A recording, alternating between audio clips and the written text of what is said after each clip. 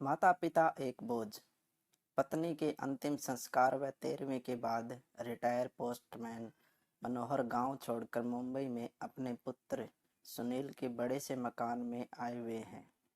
सुनील बहुत मनुहार के बाद यहाँ ला पाया है।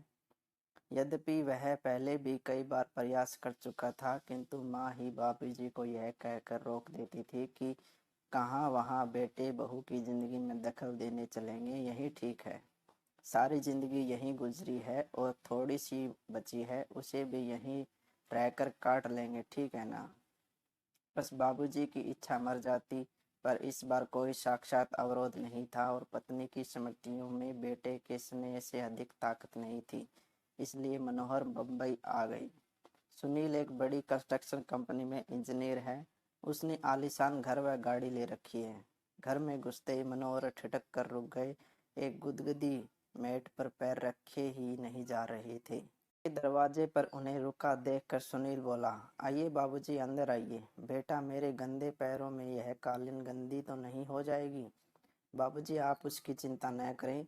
आइए, यहाँ सोफे पर बैठ जाइए। सहमे हुए कदमों में चलते हुए मनोहर जैसे ही सोफे पर बैठे तो उनकी चीख निकल गई।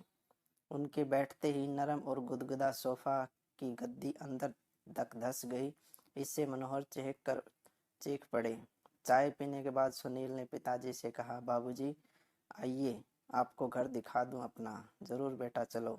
बाबूजी, यह है लॉबी जहां हम लोग चाय पी रहे थे। यहाँ पर कोई भी अतिथि आता है तो चाय नाश्ता गपशप यहीं होती है। यह डाइनिंग हॉल है, यहाँ पर हम लोग खाना खाते हैं। बाबूजी, यह रसोई है और इसी से जुड़ा हुआ यह भंडार है। यहाँ रसोई से संबंधित सामग्री रखी जाती है। यह बच्चों का कमरा है। तो बच्चे क्या अपने माँ बाप के साथ नहीं रहते? बाबूजी, यह शहर है और शहरों में मुंबई है। यहाँ बच्चे को जन्म से ही अकेले सोने की आदत डालनी पड़ती है। माँ तो बस समय समय पर उसे दूध पिला देती है और उसके शेष कार्य आया आकर कर जाती है। थोड़ा ठहर कर सुनील ने आगे कहा, बाबूजी, यह आपकी बहू और मेरे सोने का कमरा है और इस कोने में यह गेस्ट रूम है। कोई अतिथि आ जाए तो यहीं ठहरता है। यह छोटा सा कमरा पालतू जानवरों के लिए है। कभी कोई कुत्ता आदि पाला गया तो उसके लिए व्यवस्था कर दी गई है। सीढ़ियों चढ़कर ऊपर पहुंचे सुनील ने अपनी लंबी चौड़ी छतें कोने में बने टिन की छत वाले कमरे को खोल कर दिखाते हुए कहा, बाबूजी, यह है घर का कबाड़ खाना।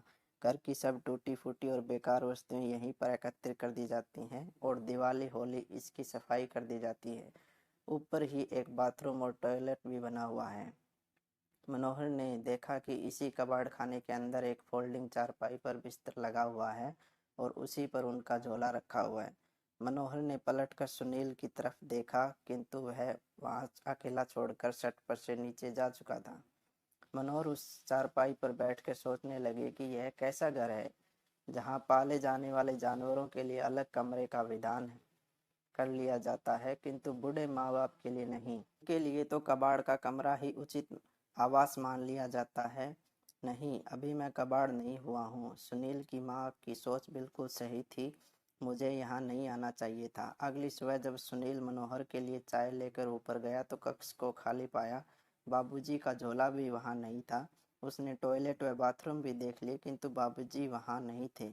वह झट से उतर कर नीचे आया तो पाया कि मेन गेट खुला हुआ है। उधर मनोहर टिकट लेकर गांव वापसी के लिए सवेरे वाली गाड़ी में बैठ चुके थे।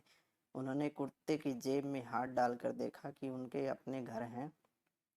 चाबी भी मौजूद थी। उन्होंने उसे कसकर मुट्ठी में पकड़ लिया। चलती हुई गाड़ी में उनके चेहरे को छू रही हवा उसके इस निर्णय को मजबूत बना रही थी और घर पहुंचकर उन्होंने चैन की सांस ली। दोस्तों, जीवन में अपने बुजुर्ग माता पिता व उसी प्रकार ध्यान रखें जिस प्रकार माता पिता बचपन में अपना ध्यान रखते हैं, क्योंकि एक उम्र के बाद बचपन फिर से लौट आता है। इसलिए उस पड़ाव पर व्यस्त जिंदगी में से समय निकाल कर उन्हें भी थोड़ा समय दीजिए, अच्छा लगेगा।